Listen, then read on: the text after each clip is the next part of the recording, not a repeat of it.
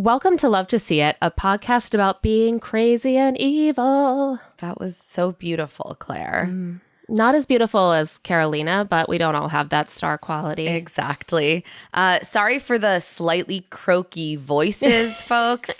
We are a little bit exhausted today because Claire and I are still recovering from my wedding, which was over this past weekend.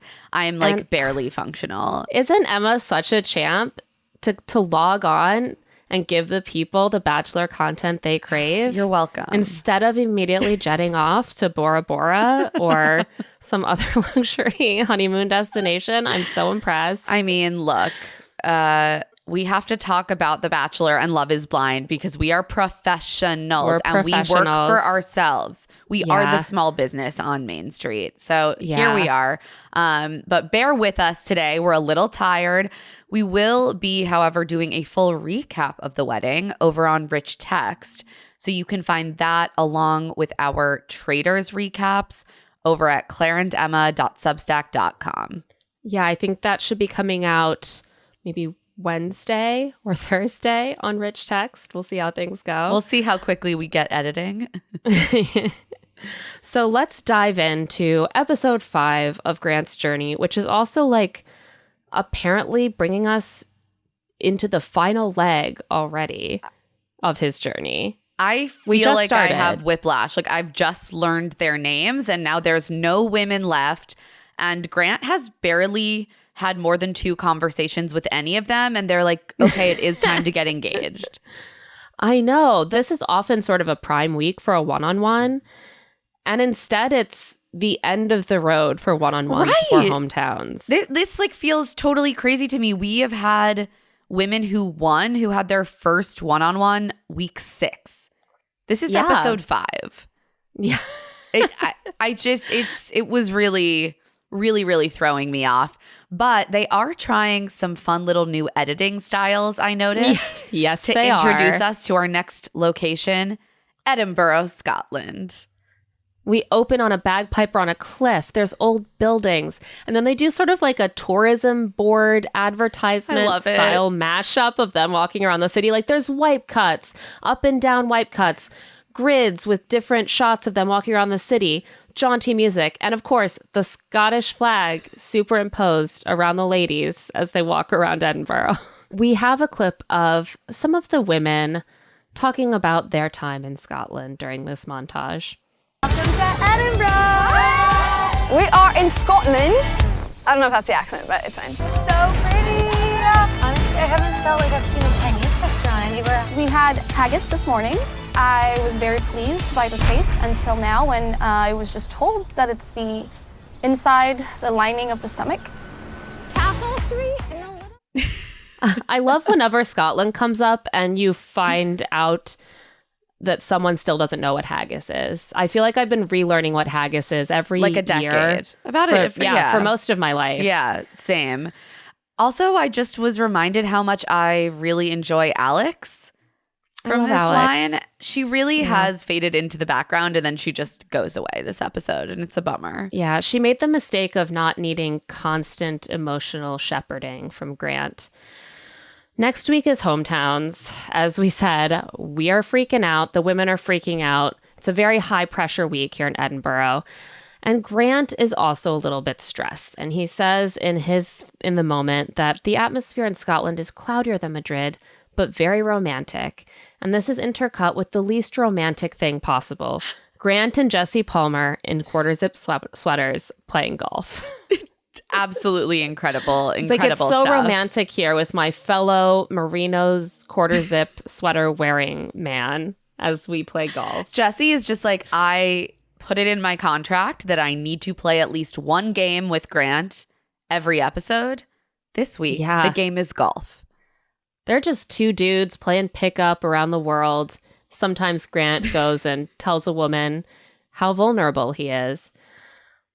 Grant says this place is coming out of a romance book. We'll see how that story ends. I'm just going to put it out there. I don't think Grant is an avid reader of romance novels. I think he reads pseudoscience business books about efficiency. The 4-hour work week is what we're looking at. If he read romance novels, I think he would know that they were called romance novels. And not romance books. This is a book of romance that he's writing right now. It's not a novel, it's real life.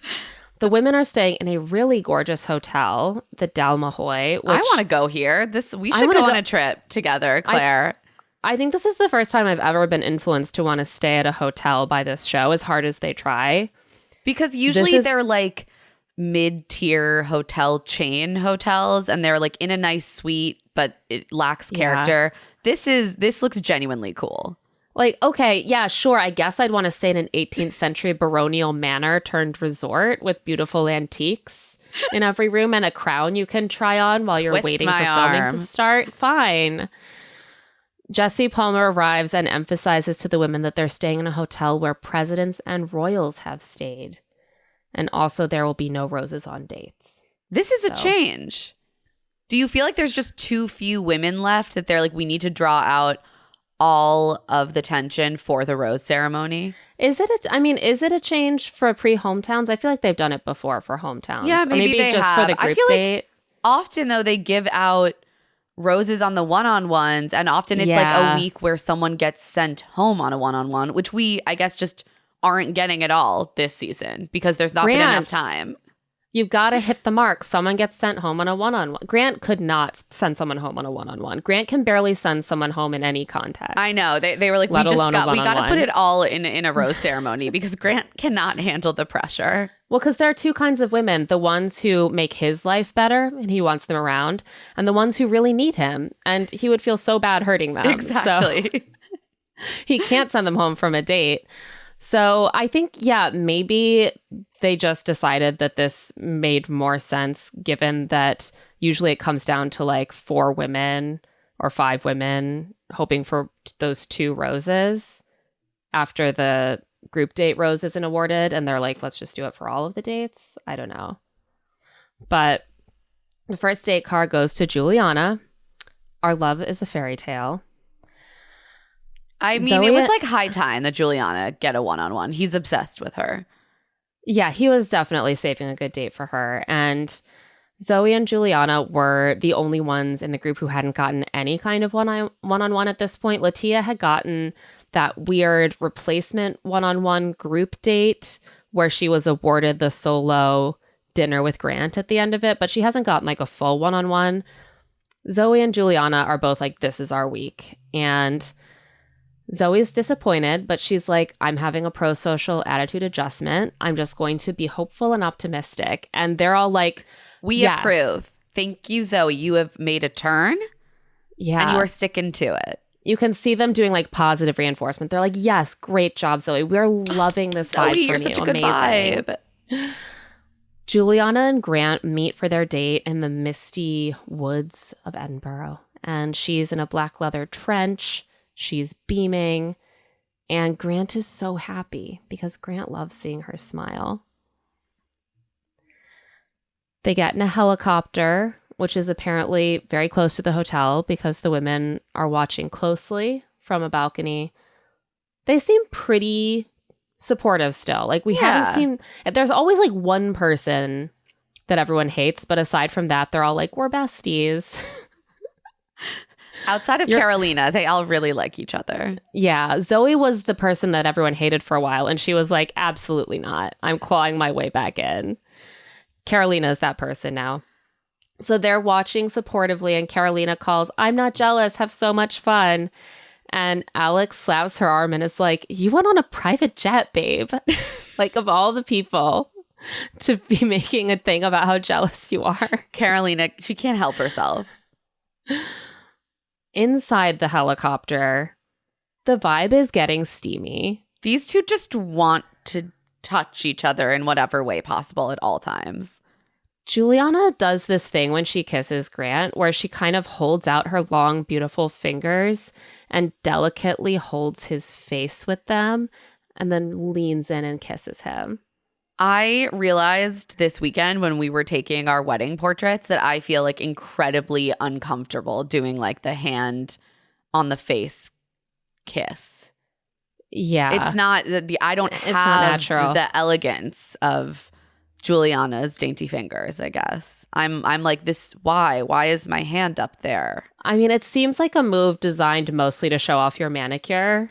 The way that she's doing it, all I could think about was her fingernails and how she's presenting them for me against the backdrop of Grant's face. And in the moment, she says, our relationship is definitely taking new heights. Physically, mentally, emotionally, physically. We definitely get it. Physically. They are making out higher in the air than they ever have before. That's for sure. But they touch down in front of this imposing castle, and Juliana says, I'm literally a princess today. And Grant says, you're a princess always. There's some very strong, like, fairy tale tropes happening here. The fairy tale tropes will never die, even though we know that if you actually become a princess, your life is a jail cell. And I know. Have we learned nothing from Princess Diana and Meghan Markle? Right. Your actual life is just going to be making really boring public appearances 3 to 5 times a day, and no one will talk to you or hug you, and you don't even have that much money at your disposal. But in the minds of the general American audience, being a princess will always mean flying a helicopter to a castle and then getting to wear whatever you want at a big party. And that is what this date is going to be. Yes, it is. They reach the door of the castle and are greeted by Callum, a twinkly man with a white beard who says he is their royal valet.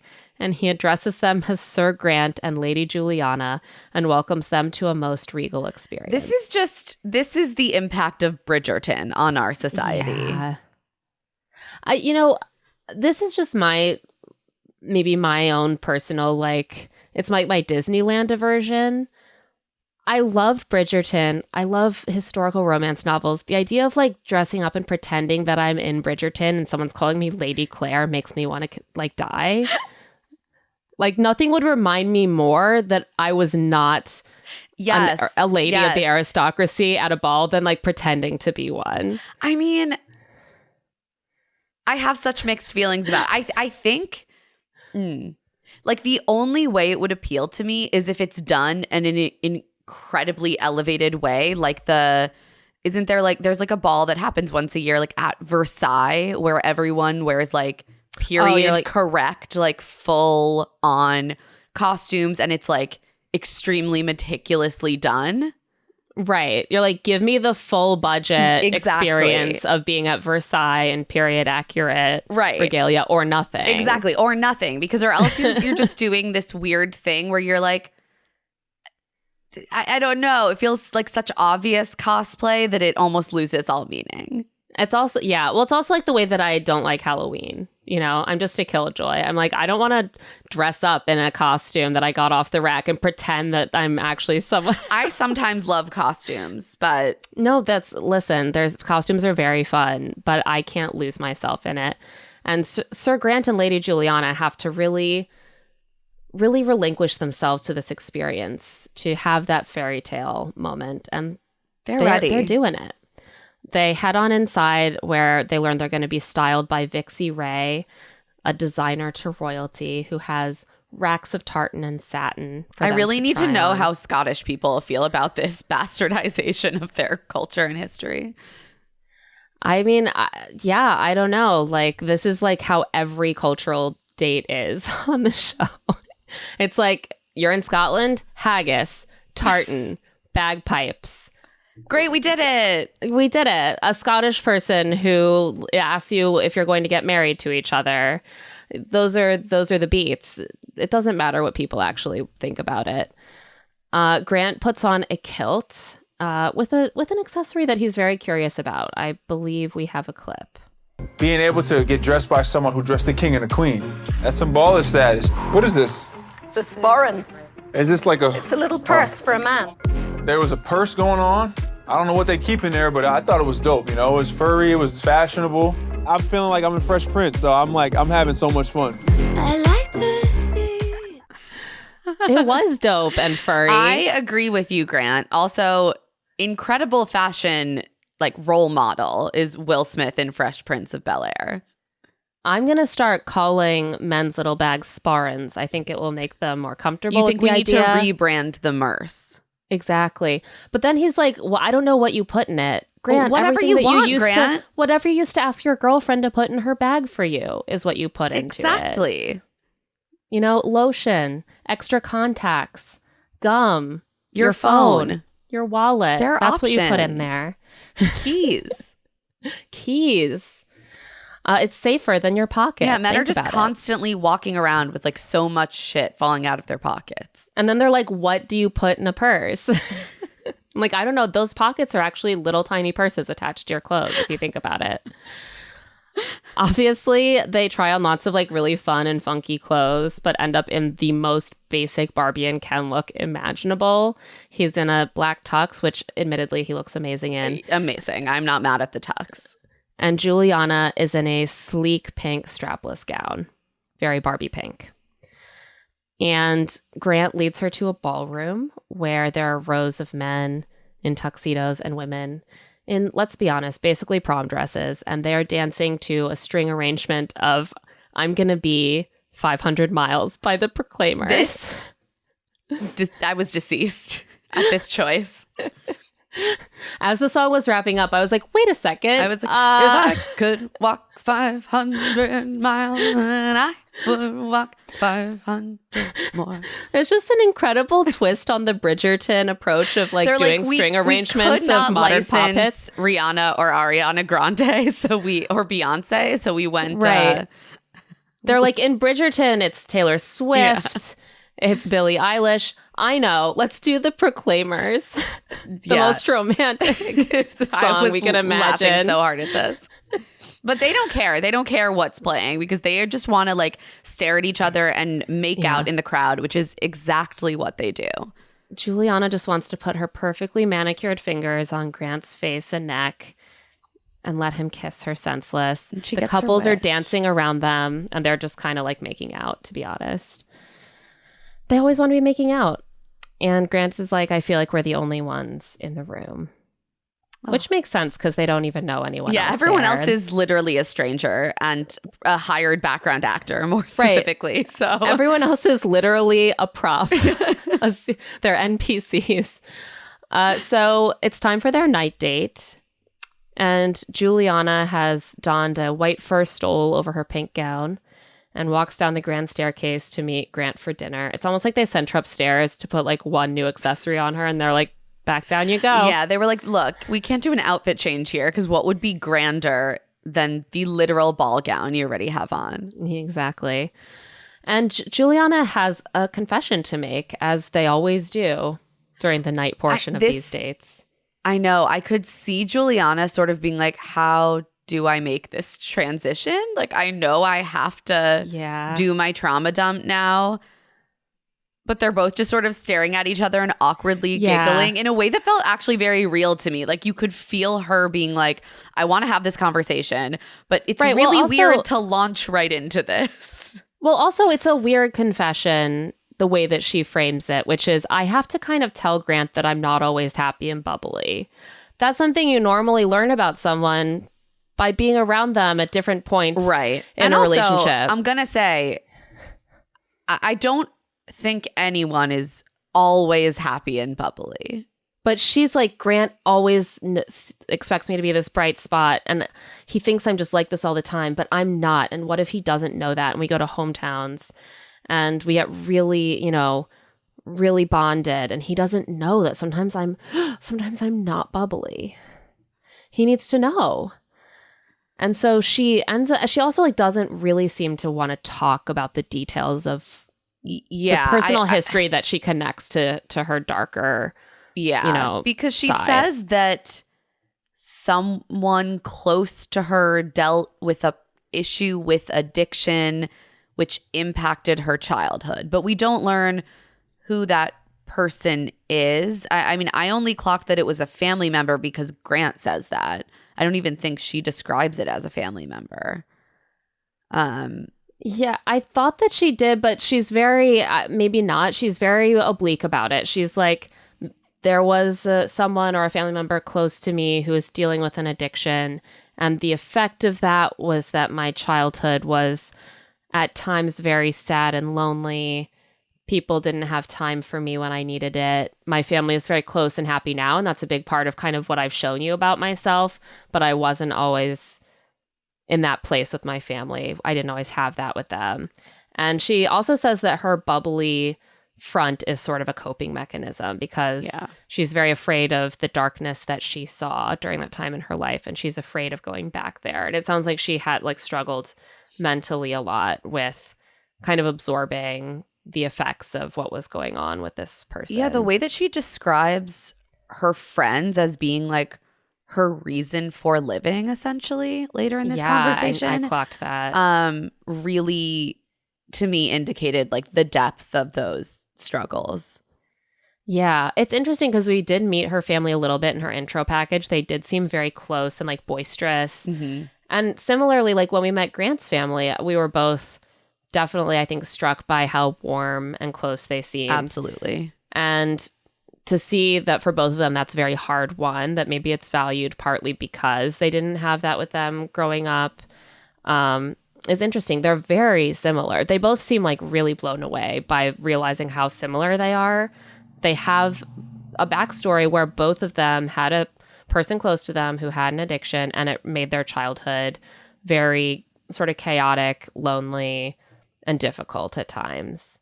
And they fought through that and now are people who see themselves as having a really positive outlook on life and a good relationship with their family, but marked by the pain of what happened. And they're just looking at each other like, oh my God, like I'm looking in a mirror, we're the same. Right. And he's like, oh, what you talk about how you had to deal with things on your own. I have always said I'm a lone wolf because I had to deal with things on my own because of my dad's addiction. So I actually have a tattoo of a wolf howling on my arm to show that I'm a lone wolf. And he shows her the tattoo. And that's when she says, I've always called my friends who saved me my wolf pack. Mm. They're literally just not only the same, they've kind of like processed it in the same metaphors and terms. And we've seen people on shows like this decide that they're the same person and bond profoundly and get engaged over far less of a coincidence. I know. This really did make me think that that Juliana was likely endgame, or, you know. I mean, because they've always been so attracted to each other. Well, that's the thing. That he's already so attracted to her and she's so into him. And then to also have this very like profound emotional connection, and also, you know, in the same way that I think we've seen people who like experienced similar losses, like of spouses on Golden Bachelor, bond over not having to explain that particular loss to another person. Yeah. I do wonder if there's a relief in this of like, I don't have to explain to you the complexity of a relationship that I have with someone who has struggled with addiction, but they are still so important to me, and I still show up for them and I still love them. Yeah. And I think that the similarity really cracks Grant open. Like, he's always very understanding and asks questions and says he wants to be very supportive of his partner. But this is the first time I think we've really seen him get emotional. Yeah. It felt very in mutual. his own right. Yeah, like he's shaken up to realize how similar they are, and it brings up a lot for him. And so it ends up feeling initially like this very classic rehearsed trauma reveal that's not organic at all. But then at some point it shifts and it starts to feel really intimate, actually. Yeah, I completely agree. I was like, okay, this is a real connection, and I can see these two people definitely exploring a real relationship. Yeah. And she says she feels like she could be falling in love with him, and Grant beams. She's like, I'm willing to, do what it takes to get to find a forever with someone just like you, Grant Ellis. And she points at him, and he says that he feels very strongly about her and he sees her as a partner who would really build him up. And the date ends with them making out under fireworks exploding over the castle in the night sky. And Juliana says in the moment that she feels they write books about this kind of love. Do they write romance books, perhaps? Romance books. Yeah. The 4-hour romance week starring Grant and Juliana. Cinderella can take a full backseat. Oh my God, The Bachelor actually is like the 4-hour work week for romance. I know. I was it's just like you about can do to it so say that. fast. They're like, look, 5 weeks. 5 weeks. It's fine. One date. That's all it takes. One really meaningful conversation. And then you don't have to do the whole rest of the thing. You can just get engaged. It's fine.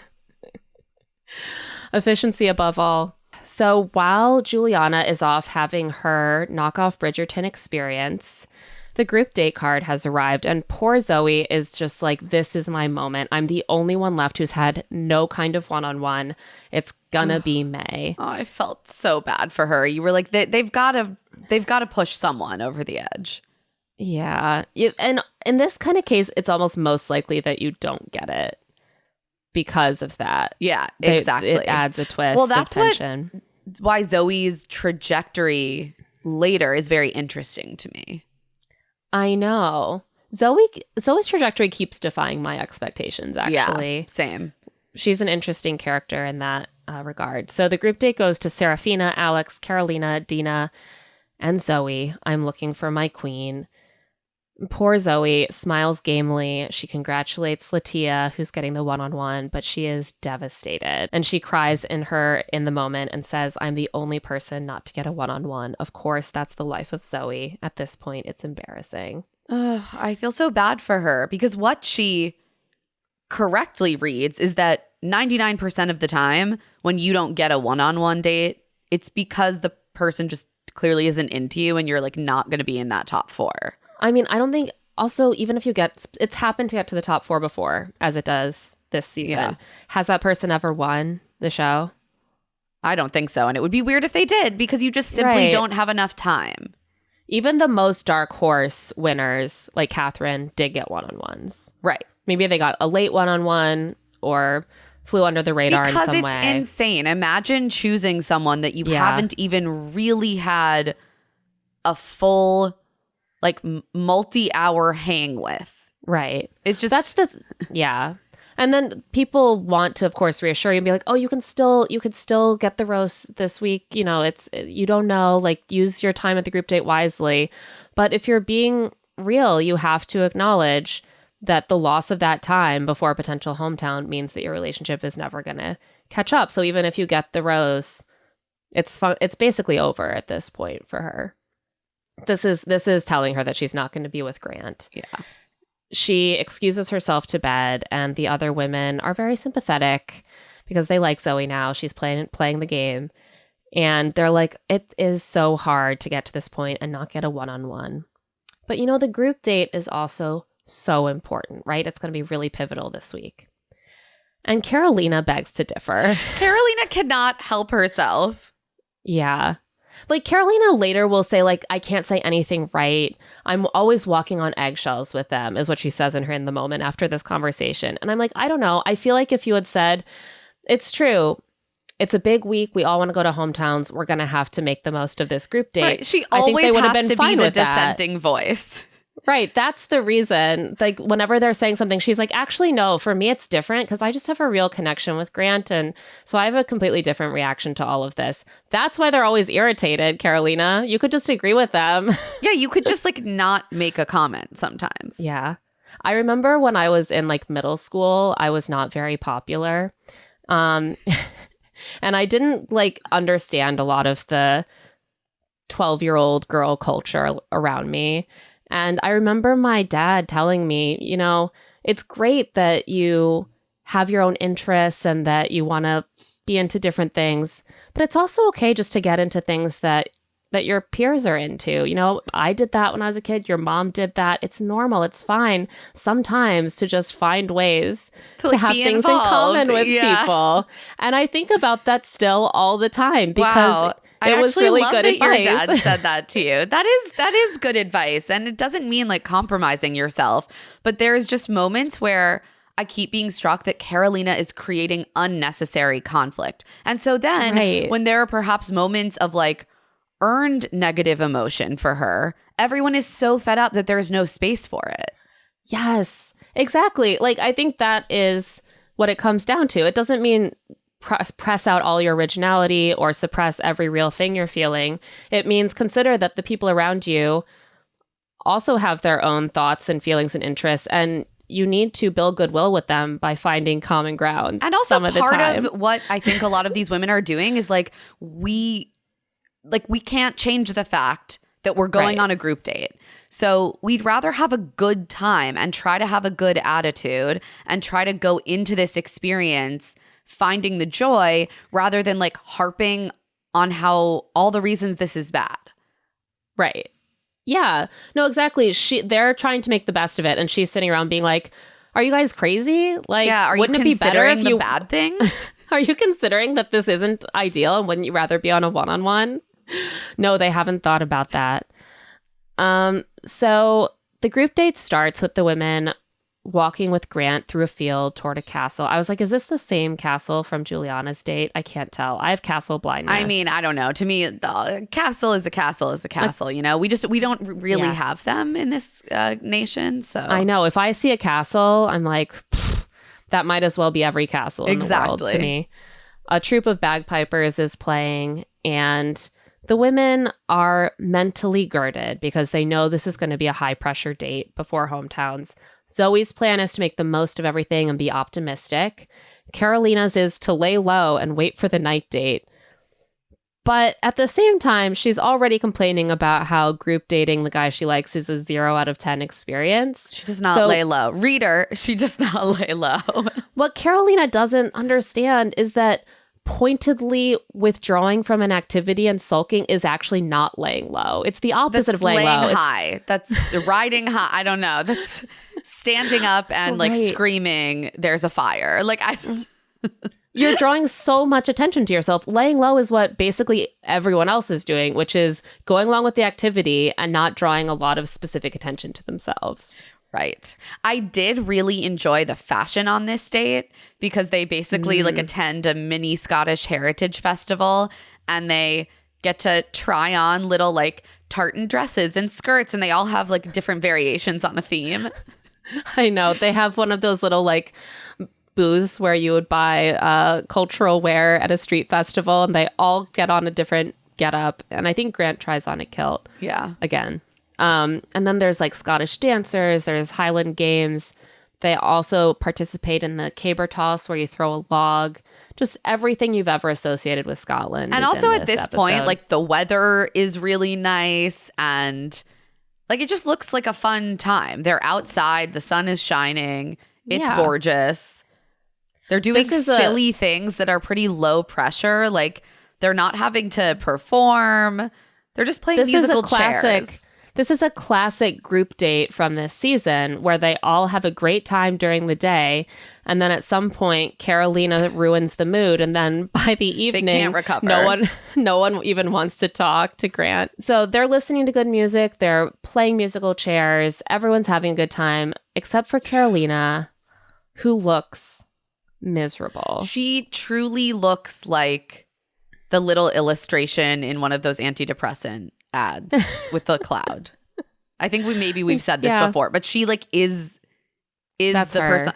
And look, as a person who sometimes cannot get myself in a good mood and like will withdraw and make my like hurt my own feelings, be like, oh, I'm so left out, but like I'm leaving myself out. I saw unflattering pieces of myself in Karolina this moment. This is just not the setting if you're someone who can't control that kind of emotion and put on a brave face during a group date, because there's nowhere to hide. And your boyfriend who's hurting your feelings is supposed to be hanging out with 5 to 10 other women. So you actually can't pull him aside or let him pull you aside to reassure you for the whole day. Or you can, but it's going to fuck you in the end. So Grant starts to notice that Karolina is not having fun. How does he notice this? Well, he's holding up antlers for the ladies to do a ring toss game at his head when he realizes that she's the only one sitting at a table looking pouty and like so subtle, eating so grapes. subtle. She's like 100 yards away, like by herself, looking extremely upset. I really felt for Grant. Me too. In this moment. He's trying. Grant is very distressed when people are not having a good time, and I think he does take the job of being the Bachelor very seriously, in the sense that he's like, it is my job to herd all these people and like he knows, make sure they have fun and aren't sad.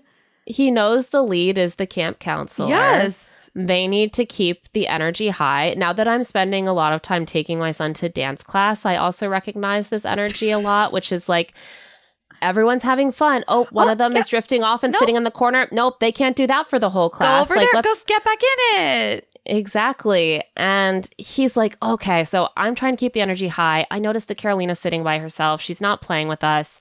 I just want to make sure she's embracing this journey and having fun. And it's like, Grant, she's not. She's not. And you gotta, sometimes you just have to let someone pout. I mean, if she didn't get attention every time she pouted, maybe she would stop. Right. You have to ignore her. Yeah. You're feeding into negative behaviors that are having bad outcomes for everyone else. So he heads over and is like, are you okay? She's like, yeah, I'm fine. He's like, do you want to join us? And she's like, no, I'm okay. Girl, at that point, you should say like, yeah, I'll come over. Like, now's your sign. Get it together. I know. She's making herself into the biggest problem possible so that he has to spend the most time possible fixing her. Whereas she could have at least taken this as a moment to be like, Grant has noticed that I'm casting a pall on the situation and he's trying to get me involved because he cares. So I'm going to be a good sport. She also could have just said like, yeah, you know what? I'm sorry. I needed a bit of a breather. I've just been a bit exhausted. Like, but I'm good. Let's chat tonight. Yeah. No, she's doing the pouty thing. She's like, no, I'm fine. No, I don't want to come over though. I'm fine. It's fine. He's like, okay, let's go talk. And the other women are displeased in her in the moment. So he's like, I think I came in with a very positive mindset, but I'm not playing the character of damsel in distress. So it didn't make sense for him to pull me aside, right? It's the Karolina show yet again. Yes. Again, ladies, you got to start crying and pouting. It will work. It will get you attention.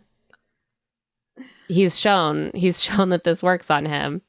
And they keep not doing it. And then they're like, why is Grant not giving me as much attention as the one who's pouting? So Grant pulls Karolina aside and asks if she's having fun. She's like, yeah, definitely. As you can tell, Grant, she's having so much fun. Grant, he's like, it really feels like you're not having fun. Are you sure you're having fun? And she finally says that it's been really hard, but she doesn't want to keep talking about it.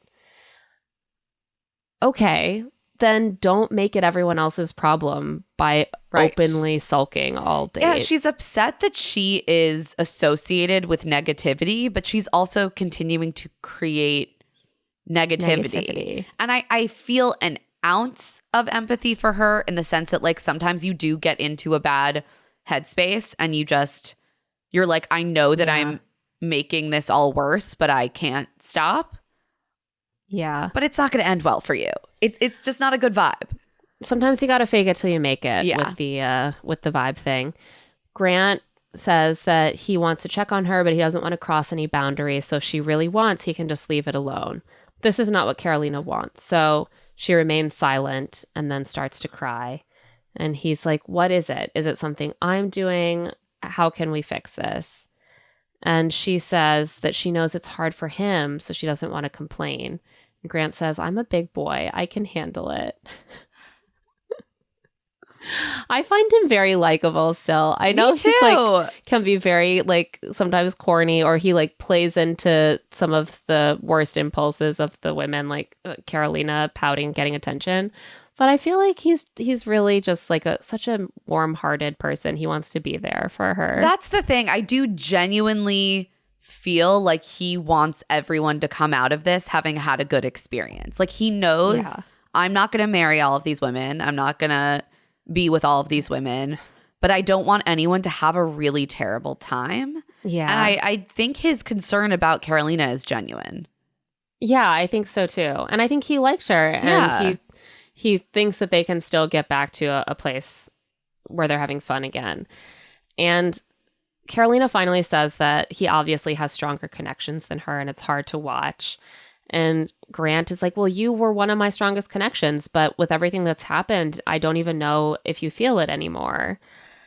And at this point, their conversation to me almost started to feel like they were daring each other to end it, but neither of them can do it. Yeah, neither of them will pull the trigger. Because I do think there was a kernel of something real in what Karolina says.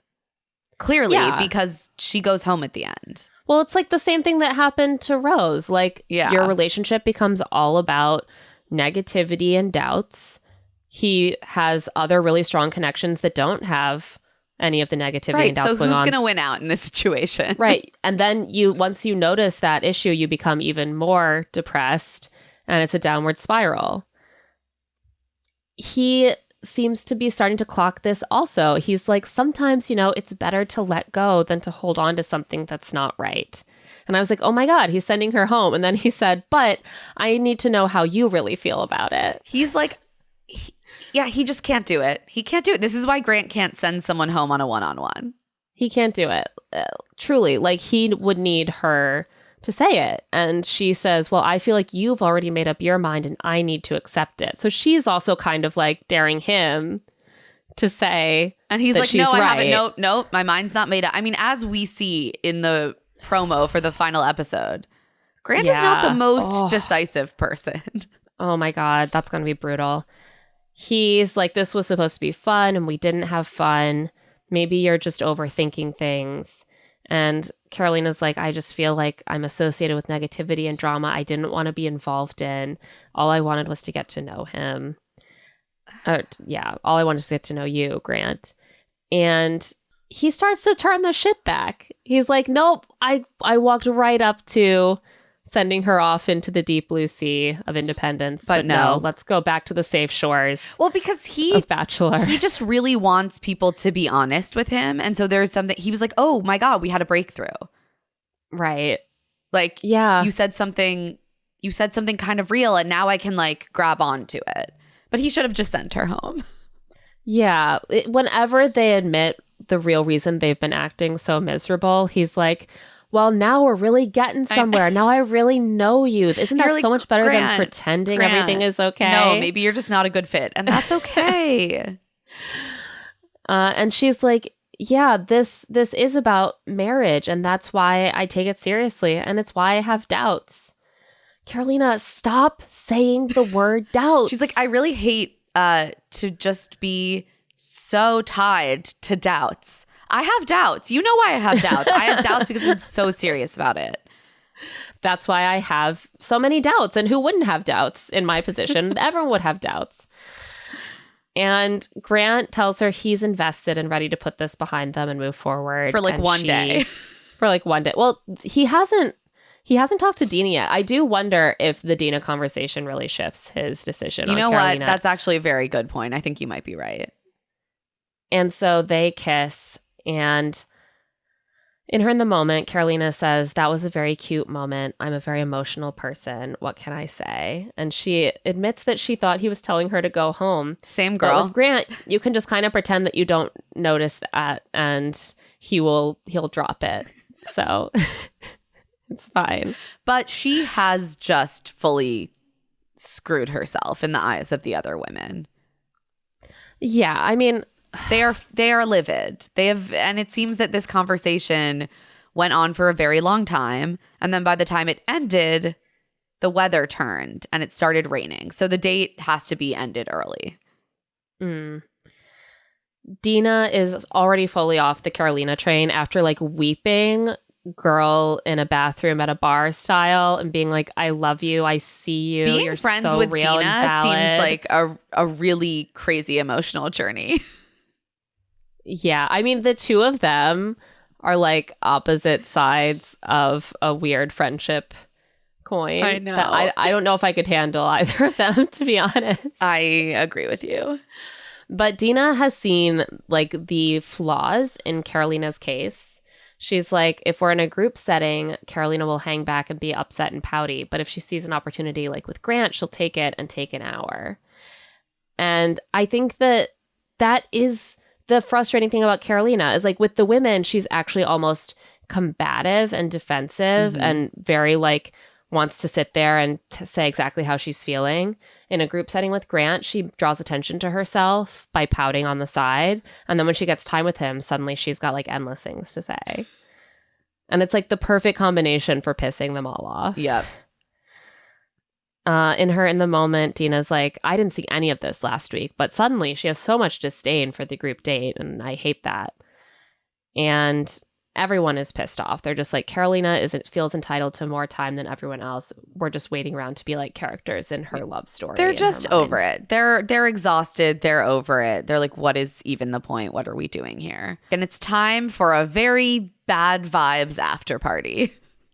Oh, it's so bad. But they're in a castle. They can't even appreciate the castle because the vibes are so sour.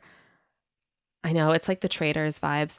I think that almost every after party on a group date this season has been like this. Where the day date was fun and then Karolina ruins the energy and then they're all miserable by the after party. I'm over it. Once again, Grant asked them if they had a fun day and he can barely get a nod. He's like, what am I doing wrong? I keep spending a big chunk of my group date dealing with a woman who's sad. And then everyone's upset at the after party. I'm just going to keep doing it and maybe I'll start getting different results. He's like, good thing this is my last group date. Oh, true. Zoe gets time with Grant first and she says the day was weird because she thought things were going well with him, but she's the only woman who hasn't gotten a one-on-one. And she basically tells him that she almost packed her bags and left, but she came on this date to give it one more chance. And Grant looks stricken at the idea that someone was just going to pack her bags and leave. So he reassures her that he had been having doubts, but their last conversation really brought them closer. And it only takes one conversation. Like this one, maybe. Yeah. You can pack a lot of efficiency into one really high-quality conversation. I've been reading the 4-Hour Love Week. The 4-Hour Love Week by Grant. And by Grant and Juliana, who also I think was the person earlier saying, oh, well, it's not about how much time you get with Grant. It's about the quality. Oh, no, that was Dena. That was Dena. I think of them as very similar. And so they talk about her fears about being seen as like damaged goods because she didn't have a perfect upbringing. And he's like, no, I also didn't have a perfect upbringing. There's nothing wrong with that. And after this, she feels confident about bringing him home without a one-on-one. And things seem kind of back on track with them. Serafina and Alex have pretty standard conversations with him. We just see moments of. Most of the group date after party is about the women's showdown with Karolina. Again. This whole show is about Karolina. I know. What are we going to do without her? I guess we're going to get like 3 episodes without her, and then Grant's going to be engaged. So we're really going through it. We're on an emotional roller coaster this season. But the women are like, or 3 of the women are sitting on one couch. Karolina is on the other couch. And there is just a whole passive aggressive conversation going on in front of Karolina. We have a clip. I definitely do think it's a tough night in terms of conversations. And it's a tough one too when like we didn't really get to have a day with him today. I didn't even get to have an opportunity to talk to him. It was definitely cut very short. Yeah. So definitely unfortunate. Be positive. I think that's the biggest thing that we can take away from this. There's nothing I gained from pouting or trying to be a negative energy in a group date. There's like nothing you gain from that. It's like Grant needs someone who is supportive, someone who's willing to compromise, someone who's just like strong, there for him and strong. This is crazy. Yeah, that's Karolina at the end. This is crazy. It is kind of crazy. At first, it didn't seem that crazy, but it keeps escalating. Yeah, I was like, oh, this is not this. You're starting to lose me. Like, I get it. I get why they are all at the end of their rope and they are super annoyed at Karolina. I really, really get it. At the same time, this is mean. She is sitting right there, and instead of directly just saying to her, like, we are frustrated with how you acted today, they are just talking shit about her in front of her. Well, they don't say her name. Yeah. So who can say? Oh, I'm sorry. Do you identify yourself in the antisocial behavior that we're describing? Doesn't sound like my fault. I don't know. Seems like that's a you problem. Seems like that's a you problem. Maybe you should strive to not identify yourself with such behavior in the future. I mean, it starts out with pretty normal, like, today was tough. I didn't really get to talk to Grant, so that was really disappointing. And then they just keep getting more and more specific about stuff Karolina did. Well, Dena is really like problematic. Pissed, and Dena is the one who just comes for Karolina hard. Yeah. Well, finally, Dena says to Karolina, you haven't asked about any of our days yet, so I'll just ask you, how was your day?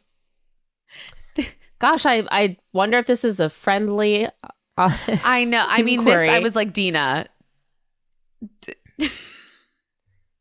Like, this is just like obviously you coming for her. Like, why would she just be like happy to share her thoughts on the day with you?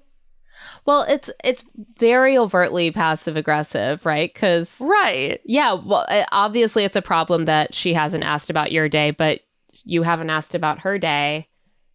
So and you've also the way you're framing literally it is been talking shit about her, right?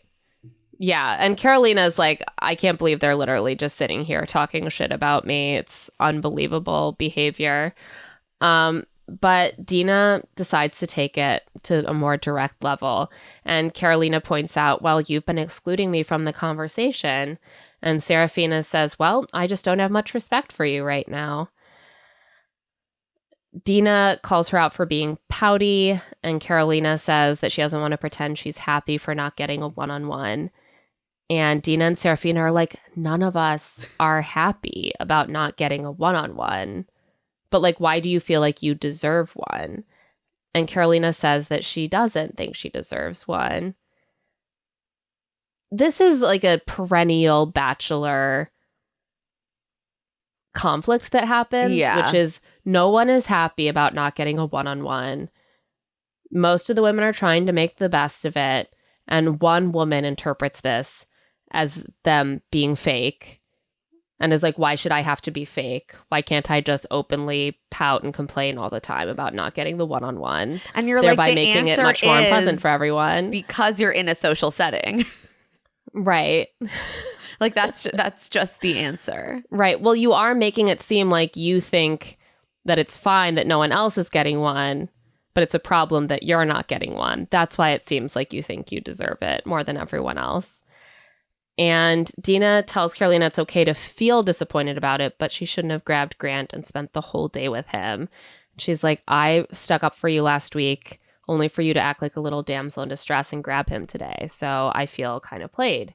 And Karolina points out that she didn't grab him, which leads to a very philosophical conversation. I think we have a clip. The other week, I advocated so hard for you, only to then see you act like a little damsel in distress, like you're sad or you're not included, and then you grab him today. I did not grab him. Do you not have free will? Like, could you not stop a conversation? Do you not have that free will? No. Okay, then. Amazing. It's the lack of accountability for me. And I stuck up for you for a reason. And for you to sit here and say you don't care. When did I say? Did I say You that? literally just said you don't have free will. You don't have free will? Of course, that's a sarcastic comment. That doesn't mean that I don't care. You can't just be sarcastic anytime you don't want to own up to things that you did. You can't just say, oh, I'm being sarcastic. Oh, I'm being funny. It doesn't come off as funny. I'm not saying it was funny. No, it comes off ungrateful. This Wow. was wild. I felt like I was back in like high school morality class. Like, do you have free will? Do you? What does free will even mean in this context? This is where I was like, I think that the frustration is earned, but the thing that Dena is hanging the argument on like doesn't quite work. It's just like, she's not wrong to me. I think that what's going on is that Karolina is kind of, she's reserving plausible deniability for her actions by being like, I didn't grab Grant. I didn't make Grant stay and talk to me. But I think that she knows and everyone knows, and it's very obvious that she seeks out Grant's attention and behaves in ways that make it difficult for him to ignore her and that draw out these long interactions with him when there are ways that she could handle the date to avoid getting that solo time in the middle of everyone's like group time together. She could handle that conversation differently so that he could get back to the group sooner. And instead, it always gets drawn out through her playing the victim. But that's not her grabbing him. So she has no accountability for that. And Dena's like bringing up free will. Like this is like some sort of like libertarian working group or something. Like no one cares here about the concept of free will, Dena. I'm so sorry to explain that to you. But like it's very hard to nail Karolina when she didn't physically go and grab Grant. It's hard to hold her accountable for what she actually did. When she can say, I didn't grab him. Especially because I feel like the level of anger is not really necessarily about like this one time. It's about the pattern of behavior. Yeah. It's informed by the pattern of behavior. Like that, yes, they're pissed about this, but I don't think the reaction would have been to this level if this hadn't happened multiple times before. Yeah, 100%.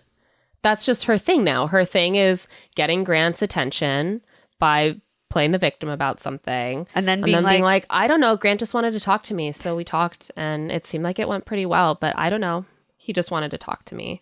She takes no accountability for how her actions she also does interact with the world around her. Right. And she also, I think to make it about the fact that she shouldn't have to pretend to be happy for not getting a one-on-one is so bizarre. Like I thought she was going to say, I've been feeling really alienated from the group, which made it really hard to get into the date today. You know, I almost think if she had like engaged in her discomfort in the social setting, but instead she again makes it about like, I'm the most authentic towards Grant. Right.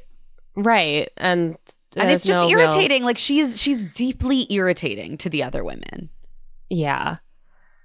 It's interesting because the group has shown like consistently that if you at a certain point in this conversation make a gesture towards caring about the group's acceptance, they will open up a space for you to pursue that acceptance. They all want to be on the same page and friendly.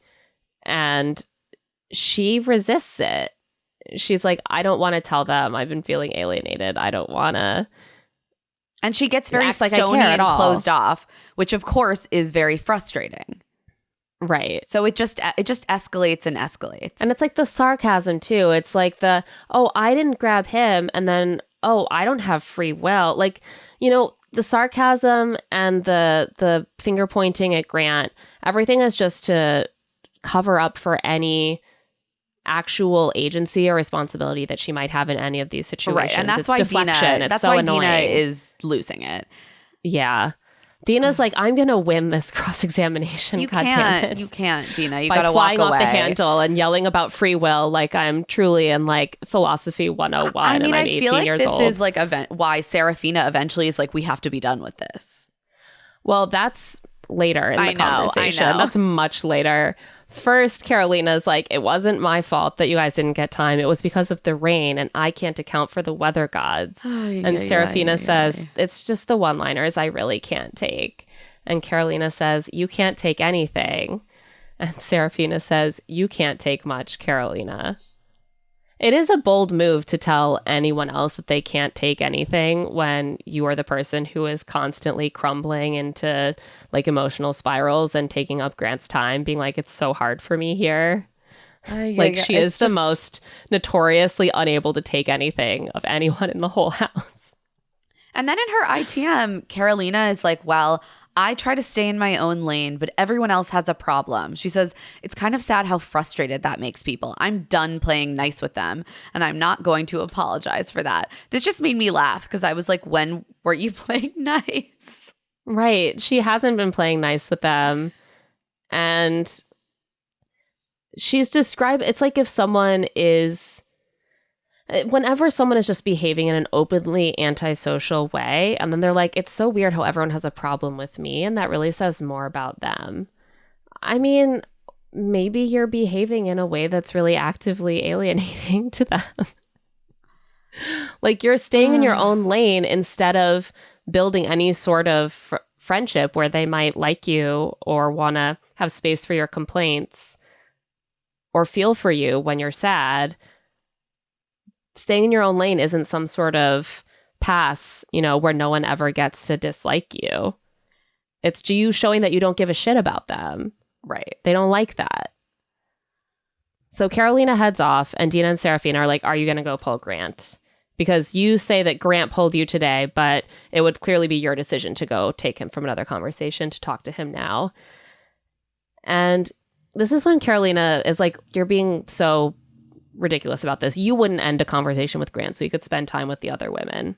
I do think she's right. Well, I think that it's just, again, it's a little more complicated than how she's portraying it. Like, I don't think that they would be like, let's stop talking because I really want you to spend time with the other women, right? I don't think so. But I think they all have and would handle certain situations in a way that is less likely to monopolize his time. Well, right. It's yes. Yes, I think that is correct. It's not about like you should have cut Grant off mid-sentence and said, go hang out with Dena. The point is you are behaving in ways that don't take anyone else's feelings or time into account in the first place. Right. But I have to say, she is spinning this really well and is stymieing Dena's legalistic arguments with her own return spin volley. I mean, so I think that they should have just let her like walk off. Following her out to continue this argument was, they started to lose me. I was like, guys, it's not going to go your way. They're like, how dare you speak to Grant during a group date where you're supposed to speak to Grant? Right. Dena's like, you only care about yourself. And Karolina crunches an ice cube and is like, okay. And then she gets in the moment and is like, no one has ever ended a conversation with the lead so he could talk to other women. And Dena makes pretty bad arguments for a lawyer. Rough. Oh my God. Dena's going to lose her job. You got to be careful with what you say on television. And she's also like, I'm really amped to talk to Grant. I don't feel bad about anything I've done. They're more focused on me than on Grant, so they should really fix that. And then she says, I'm looking forward to being the good vibe for once while everyone else is bringing a negative attitude. Ooh, okay, girl. I was like, oh, the audacity to like ruin everyone's night by being so miserable again for like the third week in a row. And then to be like, now that I've made everyone else miserable, I'm going to bring uplift and joy to him. That's what he really needs, is someone to bring that good energy instead of this negative attitude that they all have now that I have made their life hell. And this is when we finally see this clip that I remember from like the first trailer of this season. What? It's a golden clip. It's a great clip. They must have been so happy. Dena asks Karolina, are you going to go talk to Grant now? Because that would be crazy. And Karolina walks up the stairs, arms out, singing, I guess I'm crazy and evil. And a million teaser trailers were born. I mean, incredible stuff. The editors must have just been so excited. So they sit down, Karolina and Grant, and she's like, are you stressed? And he's like, no, I feel good. And I don't know. To me, she seemed a little disappointed. Did you see that? I did not notice that, but that is hilarious.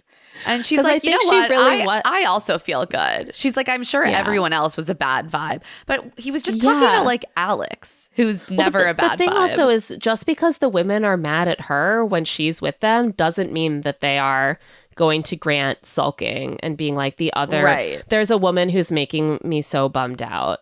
None of them that we can see are really doing that. Even the two women who go to Grant about her in these last couple episodes do so in an almost creepily upbeat way. That is a very good point. So she was definitely thinking everyone was going to be glum and needing reassurance from Grant, but he's been having a great night with all his fun girlfriends. And she's like, I know that, I wasn't participating much today, but it's not about you. And it's not about me not wanting to be there, because if I didn't, I would have left by now. And he's like, I know that and I get it. You just wear your emotions on your sleeve. I'm figuring it out now. And it's hard for you when you feel a certain way to mask it. He's so understanding. He's a little too understanding. He asks her about hometowns, and she says she's sure her family will love him, and she's just worried they'll love him too much and they'll get attached. I do wonder also if this emphasis on like, it will be so painful if my family meets you and then we don't end up together is also part of what makes him be like, it's just wiser to not go there. That's a really good point, because I do think at this point he's probably got an inkling. Yeah. Of at least his top two. Yeah. I mean, I think he does like her, and I think he probably would have been happy to go on a hometown date with her. But I think it's so clear that there are other people that he'd rather be with. Yeah, exactly. So the ladies, after this conversation, confront Karolina again, even though they clearly have no real, like, these conversations are never productive. Zero. And you have nothing new to say. So Dena asks Karolina how her night was, and Karolina says it was as good as it could have been. And Dena's like, let's just be for real for once. I was like, no, really that upset. Actually kind of, that sounds accurate, actually, to me. Right. And that's the issue, is that Karolina feels like this was a pretty good night. That's exactly the kind of attitude that makes you so pissed at her. You feel like her night should be ruined because you guys are fighting, but it's not. She doesn't give a fuck. That's why you're mad.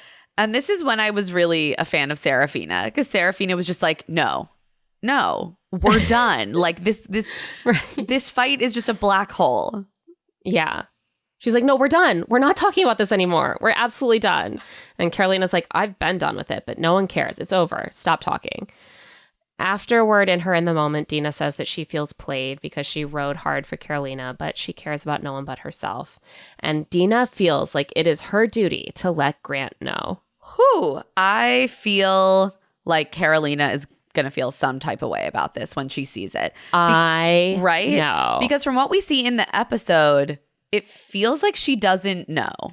Right. But they were already, I don't think you maybe saw all of this. No, I had missed this. You brought this to my attention this morning. They've been throwing shots at each other on social. Like Dena posted a video with the caption that was something like, watching yourself be so nice to like Karolina or whatever, knowing what she's going to do next week and you're going to get played. I'm completely making up what that was, but it was something like that. And she's doing that sound effect with like, pow, and like explosions, pow, like that. And then Karolina responded being like, oh, imagine using that sound effect when you know that I have receipts of text messages that you sent me. Oh, Jesus. And they keep going back and forth like that. And so clearly things were discovered. Conversations were had. They're not These two on are going good to terms go anymore. At each other at the Women Tell All. I guess unless Dena is still on the show. On the show. I mean, it does seem like there is some real bad blood there, and I wonder if Karolina had already learned about what Dena said, or if that's just going to add fuel to the fire. Yeah, I'm so curious. Part of me wants Dena to go home before. I know. I want to see. Because I want to see. I want to see Karolina Dena. One by one face all her ops. So Dena, like Juliana, they're sort of similar people. Grant is definitely drawn to this kind of person who's like ambitious and tough-edged, but with very like traditional values, traditionally very feminine, and kind of takes this traditional woman of the house approach to guiding him in conflict, which is like, I'm going to sort of bring this to you in this very angelic, virtuous, sweet way, and like you're gonna make the decision that is best. It's actually incredible that Grant is like the one Bachelor I've seen where like narking really works. He loves it. Like it works, and it will permanently damage a relationship. Well, because narking shows the qualities of a woman, as we know. Women are natural narcs. So Dena tells Grant that she always chooses to wake up with a positive attitude, and she never wants to be a damsel in distress and just take. I want to be clear. I am not like on Karolina's side, but this sort of annoyed me. This was wild. Like, I don't like the idea that you have to wake up every day and just choose to be happy. And if you're not happy, that's really on you. Like that is kind of a disturbing worldview. These days we call it toxic positivity. Exactly. I mean, there is something about her emphasis on like, let's bootstrap life and like, don't be a taker, be a maker. That is super conservative coded to me, much like her whole look. Yeah. There are some vibes. There are some vibes that I'm not. I have questions about. She's like, I'm not a taker. I'm definitely not one of the takers. I'm like, where have I heard that concept before? And Grant says, well, everyone has different personalities, and I'm trying to manage that. Like, again, he's viewing these women as like a group of dependents or like people he has been tasked with caring for. Yeah, I can't tell. Managing. Is he like a camp counselor? Is he like the manager of a large team at the office? He's like, it's just my job to get everyone to work together. And I'm like, no, it's your job to decide which one to marry. Which one to love. You know, which one to love. Fall in love, Grant. That's your job. No, it's actually both. It's actually both. It is actually both, honestly. And he's really trying. Grant is really trying. So this is how Dena frames her narc. We have a clip. You're good at making everyone feel included, everyone feel noticed. But yeah, I mean, I feel like you're also clocking, some people that may monopolize your time. And so I just want to mention you should be taking everyone's thoughts and considerations into mind. And there are people here who are here for you. And there are other people here who are just thinking about themselves and are not necessarily willing to take accountability for the things that they do. So I think you're smart. I think you're intuitive. I think you know what's up. And I trust that you'll make a good decision, but I'm pretty sure you're picking up what I'm putting down. I clock it, I clock it. I clock it. I mean, I thought this was such a wild approach that's so effective. Grant responds so well to like what to me read as like manipulative tactics. Like she's pouting to get his attention. He works on him. She's going to him and she's like, you're the head of the team and I'm just the neck that turns the head to look in the right direction. She's I'm like, not even going to say her name. You're doing such a good job. But I think you've seen some things and perhaps you should take everyone on the team's thoughts into consideration when you're considering who to give that promotion to. I mean, I'm not naming names. It's not my decision. Right. I was like, I've never seen this quite so explicitly in action, like planting the seeds of the idea so that he'll think it's his idea. It's a little bit clunky in execution because she really wants to make sure that he's getting it. But that is like the tactic that she's taking. He gets it. And it works. I think, as we've said before, the messenger really matters on these kind of things. And he, I think, really respects Dena. He does, yeah. And he really liked Juliana as well. And they're two of his top women who have never really caused him a lot of angst and like having to deal with stuff. So they were exactly the right people to bring this to him and be listened to. And so it worked out for both of them. But also they were both so careful to kind of present themselves as like the good woman who like supports him and like admires him. And they know that he is so capable. We trust his judgment. But also planting those seeds of like, I think that you know what needs to be done. And Grant is like, yeah, no, I clock it, but there's a right time for every decision. And Dena very quickly is like, no, of course, I agree. And I felt differently until this week. But now I've seen things that have made me realize why everyone had issues with this person. Wow. Again, not saying who it is, but again, like the way that she is very like, no, we're on the same page. Like you're getting there just at the same time as me, right? On your own. Yeah, I also was blind, but now I see. I'm not any better than you, Grant. We're the same. After this, Grant is confused because he trusts Dena's opinion and he's heard this from enough women that he does have to question whether it's Karolina who's the issue. But he's also into Karolina. So he's like, it's hard, Yeah. I know, Grant. It's hard. But of course, there's no group date rose. There are no roses this week. So we move right on to Latia's one-on-one. I thought that this date was so interesting. There was a lot to unpack. Here. Grant puts on some orange pants and a beautiful sweater and meets her in town because they're going to be living like the locals eating, seeing sights, listening to poetry on street corners, etc. Latia teaches him the Scottish word she's learned this week, dreek, which she's like, it's sort of like dreary and bleak, which weirdly is true, even though it is not a portmanteau of dreary and bleak. I had never heard this word. Me neither. I was like, I love this. I'm learning. Thank you. They get haggis at a haggis food truck. And it's that there's no like shots of them retching about it being stomach lining. You know, bring this energy. No, they're very open. Delicacies. Latia seems like a great time. She's very like calm, like good mood, good energy. Like I haven't seen like a goofy side of her, but she's always just there smiling and being like, yes, this is nice. Right. She seems like a very calming energy. And I think that when you are the lead on a show like this, that feels like a real relief. Yeah, this is like a vacation compared to having one conversation with Karolina. They kiss in the rain. They taste whiskey. They learn how to play the bagpipes. Well, Grant attempts to. I really felt so bad for everyone nearby while Grant was I know. trying this I was out. like, this is so loud. This is painful on TV. I can't imagine in person.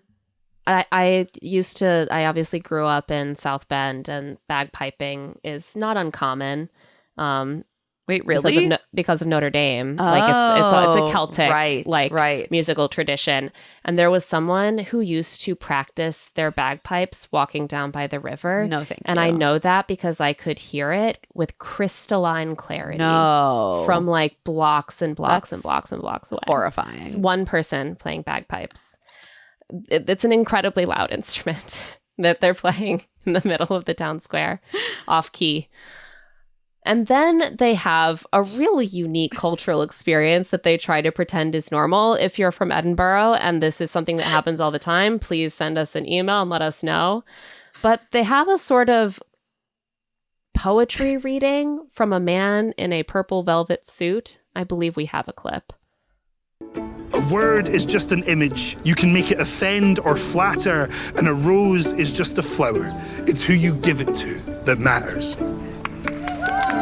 Thank you, guys. Thank you. Every time I see him, I feel like our relationship grows and my feelings get deeper and his feelings get deeper. Have you got a poem in you? Winter is the coldest season, a season of giving. But love with you makes life worth living. Oh my God. Grant, you really tried on the fly. They put you on the spot there. Dropping a new verse out of nowhere. You could see him get halfway through that sentence and be like, season's not going to rhyme with anything that I want to say right now. A season of giving. Giving has more options, like living. But in contradiction to the idea of a season of giving, what about a life being worth living? On the other hand, life with you is worth living. Yeah, but the but was unnecessary. I hope he really improv'd that. I think he did because it was rudimentary. Yeah. I don't want to pass over the man who was clearly reading a production crafted poem. I was dying. For an audience of Bachelor interns. Imagine you're walking through a city and there's just a man in a velvet suit reading his terrible poetry aloud to a small crowd of attentive listeners applauding. Oh, yay! Is this real? They love these kind of dates, to be fair. There's like a long history on The Bachelor of like someone standing on like a small box in some city giving some sort of public declaration. Giving a speech, poetry. Busking, yeah, poetry. Like they love this shit.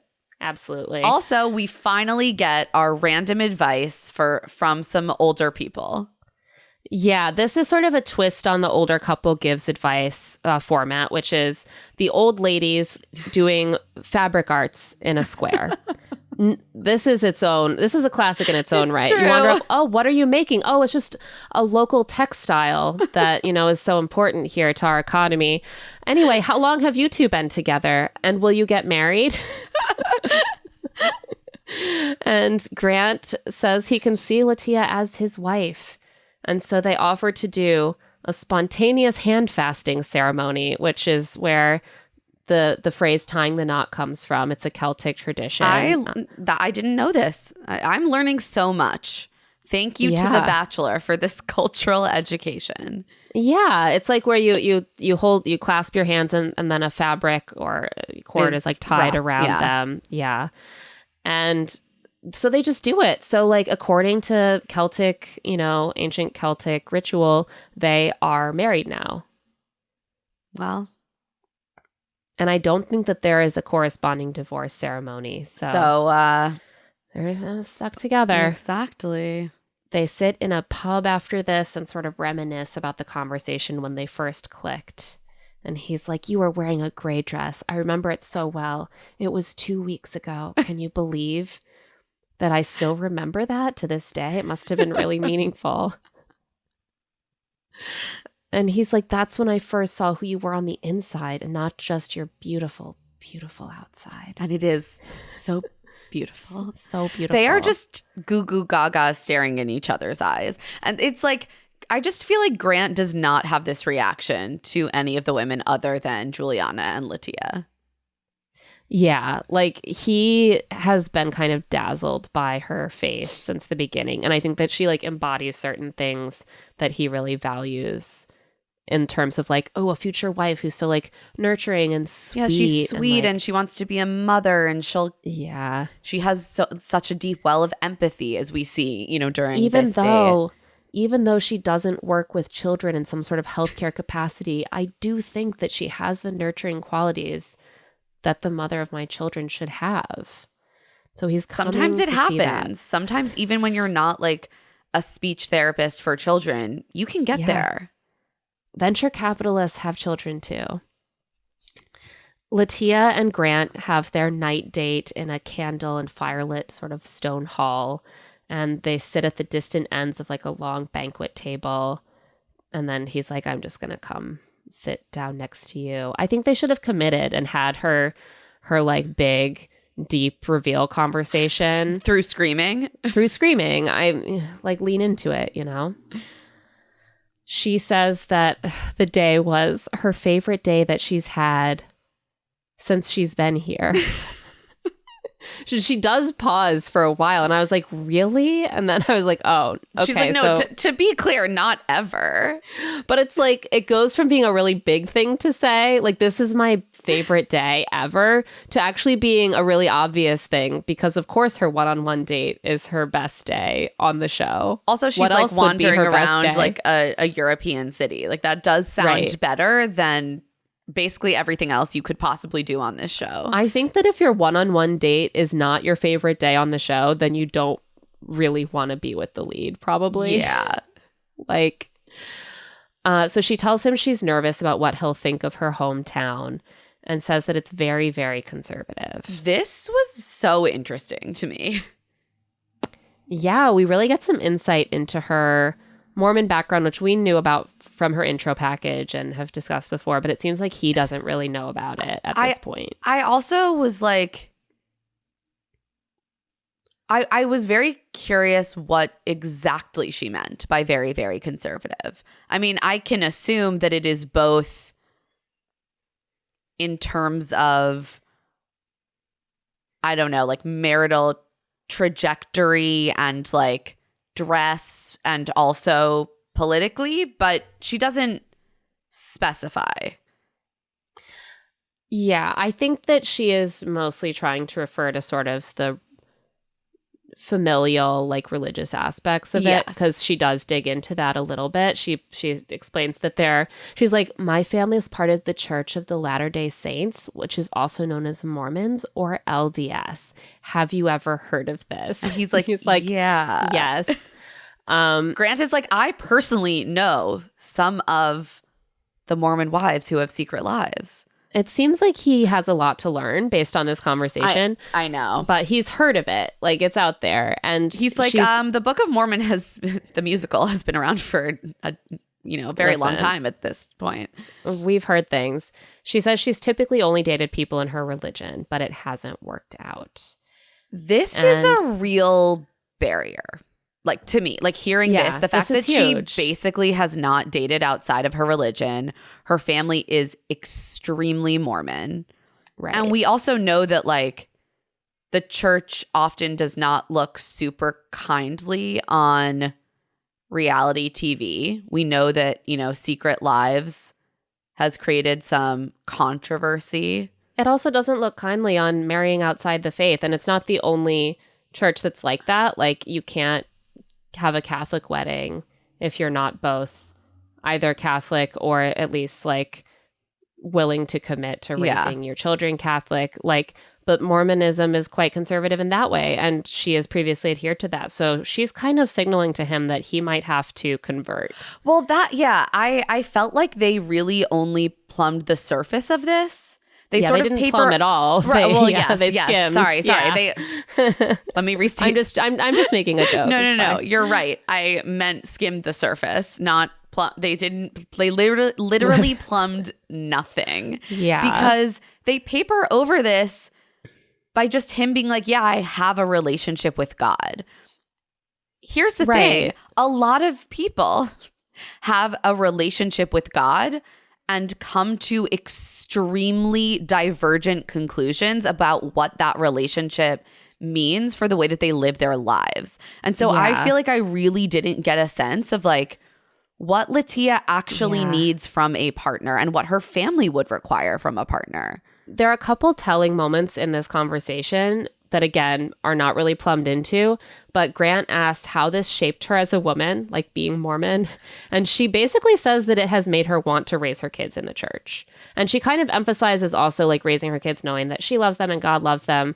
But she pretty much is like, that's how I want to raise my kids, in the church. I just also kept thinking about like how many different things it can mean when you say, I want my kids to know that I love them and God loves them. There are families who do extremely destructive things to their children in the name of like God's love.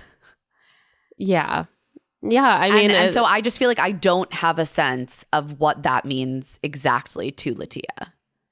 And then when Grant talks about his relationship with God being a cornerstone for him, he says, for me, it's not about a bunch of rules or praying every night at 9 o'clock. It's about leading with love and compassion.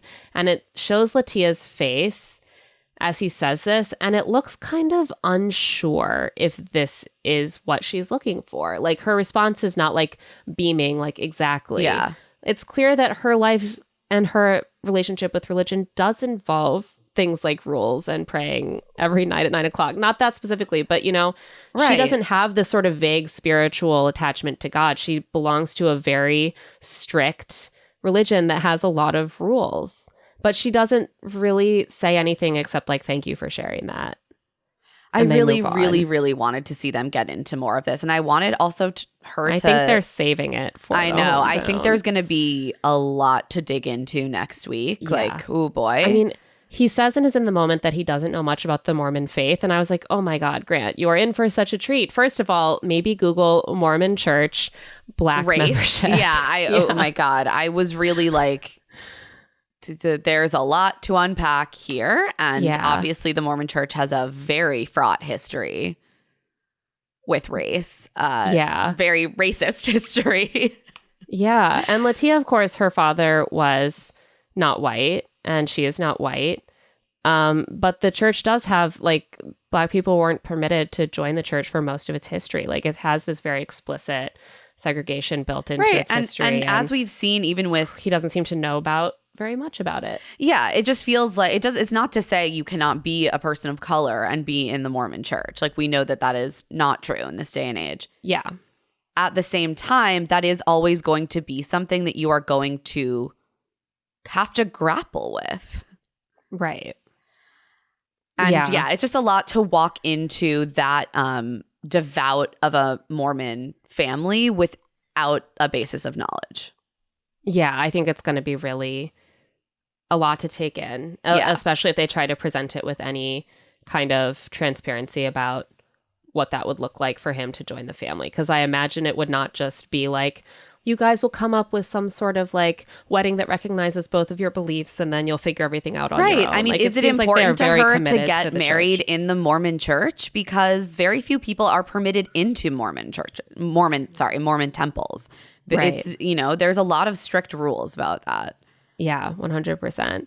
And we know about this from watching The Secret Lives of Mormon Wives. And The Real Housewives of Salt Lake City. And many, many fundamentalist Latter-day Saints documentaries, cult documentaries. We're basically scholars. So Grant then talks to Latia a little bit about his own childhood and how his family wasn't always close. And he really wants the close family that she's describing. You know, he used to eat dinner alone in his room. He wants his family to have dinner together. He wants to be close to his partner's family and have them be his family too. And Latia gets very weepy and says she can't fathom that kind of closeness is new to him because he's so loving. And she seems like really deeply moved by this and is basically like, I want to start giving him a family because he deserves it. And that was just so touching to her. It made her want to like... Yeah, and I do think that's where I saw like her well of empathy. Like she's really listening to him. She's dialing in, and he feels that because he starts to cry. Yeah. And he talks about the way that his relationship to God was like a relationship to some, like a person who isn't there when he's lonely. Like his relationship to God was like a tether. Yeah.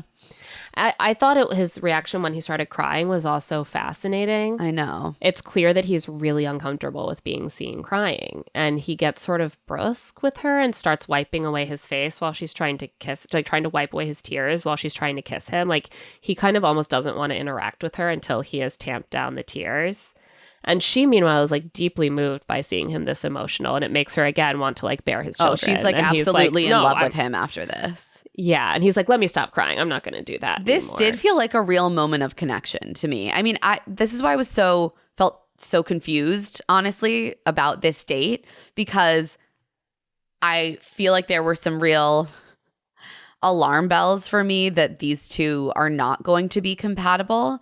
And at the same time, they do have this like genuine moment of connection that felt very real in the latter half of the date.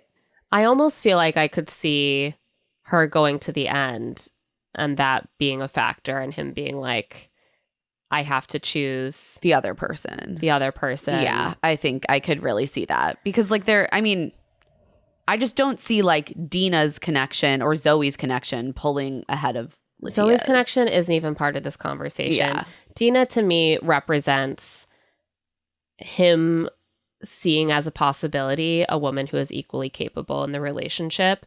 But I actually think that Latia and Juliana also have that to offer him. Yeah. It's just that Dena kind of was leads the date where he learned that was possible. And he was like, oh my God, thank you so much for telling me about this. Women in the workforce learning something new every day.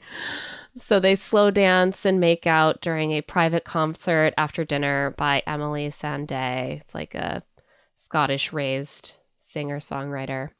And in the moment, Latia says that what she learned about Grant made her want to love him. And there's a pause and you hear a producer ask, do you? And Latia says yes. So this is like an away from the lead confession of love, I guess. And because of the how the season is playing out, we've gotten to hometowns and no one has really even gotten close to saying that they love Grant. No one has said, I'm falling in love with you, Latia, I don't think. I guess, has had 2 dinners with him, so she's ahead of the pack. Right. And women are saying at most, like, I'm falling for you. I could see myself being in love with you. No wonder he can't decide at the end. His season is like 4 weeks long. Like, I feel for him. Like, he's going to be the villain because he couldn't decide. I know. And I truly don't think he had enough time. I agree. He did not have enough time, 0%. And this is something that we see happen also with like Bachelorette season sometimes when they have a really short season. It just is chaotic at the end. Because what they're asking him to commit to is it's like not really reasonable. Right. Exactly. I mean, obviously it's always a very quick timeline. And we know that, you know, even if you take it seriously, you really are only beginning to date someone after the fact. But he doesn't even have enough information to decide who he might want to like date for 6 months. I know. It's crazy. We're going to get to the finale and they'll have had to speed run all of the like, I'm falling in love with you, I'm in love with you conversations in the like the very, very home stretch of what's coming. So it's time for the rose ceremony, and there's no cocktail party to plead their case. And this is sort of like, usually the group date is almost like a stand-in cocktail party because the one-on-one roses get awarded on the dates. As they're standing in line waiting, Karolina asks Dena to go upstairs and talk. So this obviously must have been producer sanctioned, because otherwise, like, you can't just leave during the rose ceremony. They go upstairs, and Karolina, I did not see this coming. Neither did I. Karolina tells Dena, seemingly quite sincerely, that she's not sure what happened with their friendship and that she really appreciates what Dena did for her to stand up for her the week before. She's like, that meant a lot to me, and I only want the best for you moving forward. And they hug, and Dena cries and says, it's hard to talk to you in groups sometimes, and I get frustrated, and I get nothing back from you. And Karolina says, yeah, so my intentions weren't bad, but I did make bad decisions, and I'm not perfect. And you're like, okay, great. Some like, accountability for behavior. We're making nice. I thought this was such a nice moment. And then you're like, well, they're publicly going at each other on social media. So, well, also, like, you know, Karolina clearly doesn't know that Dena threw her under the bus to Grant. And I wonder if in Dena's head, she going over that now. I wonder if she feels a little bad. Right. But clearly didn't want to be like, while we're talking, I should let you know that I told Grant he should send you home. Karolina, after this, is like, well, I'm at least happy no matter what happens that I'm not ending things on bad terms with Dena. And she just, it's like dramatic irony. She doesn't know that she actually is ending things on bad terms with Dena, because the minute that she finds out about this conversation with Grant, they're going to be on bad terms. Grant comes down to the ladies wearing black pants, a white jacket and white shirt and white tie. This is the black and white cookie of outfits. Why was it It like doesn't this? taste as good. Just visually, it's the black and white cookie. I was like, it's all white up here. It's all black down here. It's too... that works on a cookie. Yeah, because cookies don't have to look like inviting, handsome men. They can just look like whatever, you know? Great for a cookie, not great for menswear. No, this is why they consistently say you need like the sandwich method. You need something in the top half of the body to like match Bring something it in together. the bottom half. Yeah. Yeah. You don't want to look around like you both were like sawn in half at a magic show and then they mismatched. Exactly. But you know what? Grant has had a lot of fashion wins, so I will allow him this one. That's fair. The roses go to Latia, Juliana, Dena, and Zoe. I was surprised by Zoe. Yeah, me too. I think my theory is that it was going to be Karolina, and then the wheels really started turning toward the end of the episode after his conversation with Dena, and he was like, you know, seems Zoe's like a pretty good cool. time to just not with Karolina. Yeah. The nice thing about bringing someone to hometowns who you've never had a one-on-one with is that then you can dump them by being like, we couldn't get there. We didn't have the time. Catch up. It's a shame. Who decides who gets these one-on-one dates? I'm not part of that, but it's too bad. We'll never be able to get there. Imagine sending Karolina home after hometowns. No, disaster. He made absolutely the right decision. Serafina and Alex are also leaving, which I'm pretty sad. Me too. That Alex. I really like further, Alex. I mean, I could see all three of them on Paradise. I think we're going to get like most of his top 10 women on Paradise. Alex had a classic first date trajectory. Yeah, it can really Starts easily strong, happen. Slowly levels off in craters. Yeah. I think we even said at the beginning, we were like, she's giving top 6 energy. Yeah. So I'll take it. You know, top 7, we were close. They drive off in vintage cars, and Alex says goodbye very graciously to Grant. And then in her like goodbye in the moments, she weeps and says she thought this was it for her, but it's not. just was really distracted by all of her beautiful fine line tattoos on her arm. I loved why had I never them. noticed those before? Has she been wearing a lot of sleeves? Maybe. But I loved them. Oh, I agree. I love them. And Karolina just was a striking contrast going right after Alex. She says to Grant, "I'm not going to lie. I'm very disappointed, but I wish you the best." Which is the kind of passive aggressive response that you normally don't even see them give unless they got a one-on-one walkout to air out their grievances privately. I know. Oh, okay, so I was kind of surprised that he didn't walk any of them out. I do think that it's awkward when there's more than one person. Yeah. To be like, you're going to get a walkout and no one I guess. else's. Yeah, see, often during this episode, like one person will go home on a one-on-one, so they get an individual exit conversation, and then, He's been sending home just like batches of women every episode in the rose ceremony.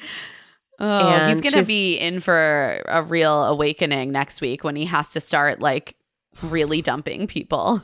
Oh, that's going to be that's true. He's like yet to dump someone face to face. In Her in the Moment, Karolina says she feels blindsided and that part of her thinks that like if the bullshit hadn't happened, the drama, then maybe she wouldn't be standing there going home. But she says she's learned she's more resilient than she's ever realized. That's her takeaway? Okay. It is really kind of funny given that her whole character on the show is being a fragile flower who can't take anything. And she's like, that was more than I expected from myself, to be honest. Oh, she's going to thrive on Paradise. Oh my God, I can't wait. Serafina also feels blindsided, and she gets a little brief moment in the car, like in the car driving away confessional, where she says like, I'm going to find somebody who loves every single part of me. I just don't know what happened. And she like looks down a little bit and looks sad. And this made me realize we haven't really gotten any good limo weeping exits this season. Are they not driving them around until they cry anymore? Like, what's going on? Or are they just like, well, whatever, Bachelorette's on pause. We don't even need this footage. Like, that's true. Who are they setting up to be Bachelorette? They don't need to. What I was really interested in was the very, very end of this episode, which was the preview for next week. Yeah. Like, they're definitely making it look like it's going to be a foreboding set of hometowns. We see Juliana's dad saying to Grant, "Did you just kiss my daughter?" in a kind of threatening voice. And then is like, "I'm an Italian dad." Yeah. Also in a threatening voice. Yeah. We're going to have a problem. Dena's family doesn't accept just anyone. Latia has never brought home someone who isn't Mormon. Zoe's family is also skeptical. Also, you see Latia's like very Aryan looking family like all coming together on the front lawn. I was just like, this is they all look quite an like image. Textbook Mormons. Yeah, 100%. This is really quite an image. Yeah.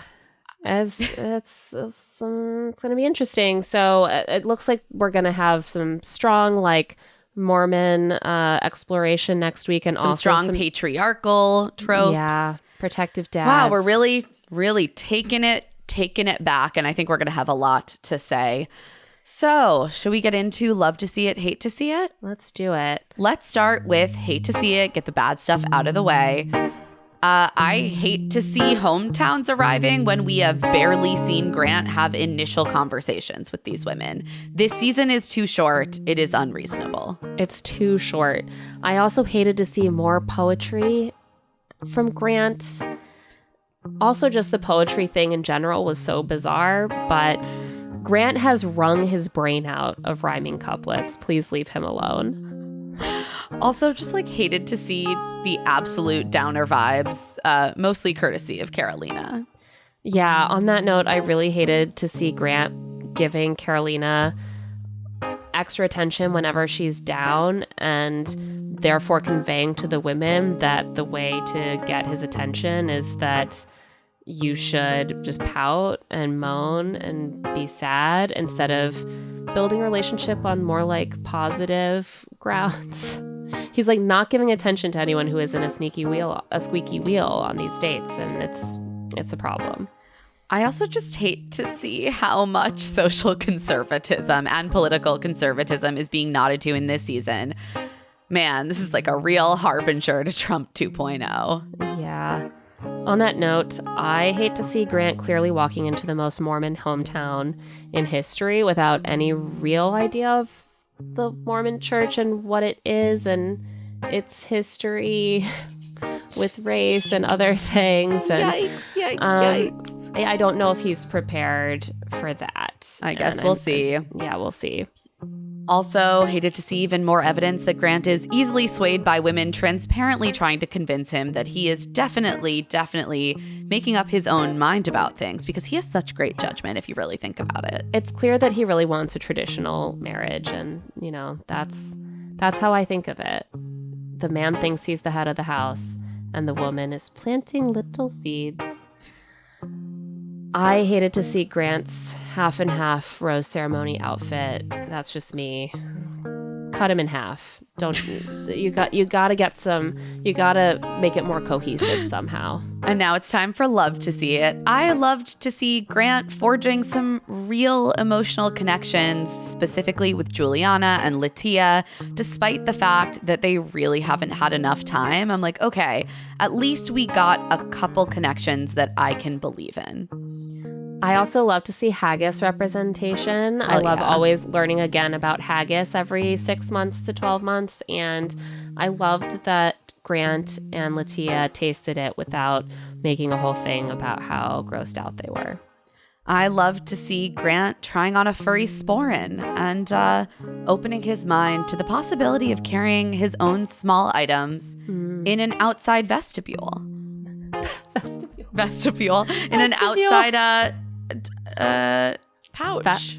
Vessel, maybe? Vessel. What you were going for? Vessel is what I was going for. My I'm brain sorry, is that not was so perfect. My brain is not working, guys. I love to see Dena trying to force Karolina to admit that she has free will and failing. I mean, I don't care if it's a lawyer or a freshman philosophy major. I want to see this kind of discourse on the show. Me too. We love it. More of it. And I also loved to see Karolina and Dena very briefly burying the hatchet because I now know that they are mortal enemies yet again. Yeah. It's a wild ride. I also, on a positive note with the friendships, I love to see Zoe honestly battling so hard to mend her relationships with the women and sticking around.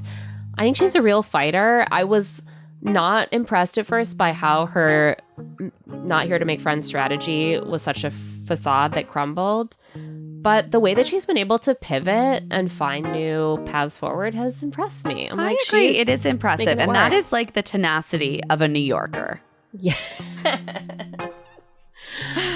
That brings us to our drama rating out of 10 Yes Drama Llamas. I'm going to say that while there was still drama, it was lower than last week for me.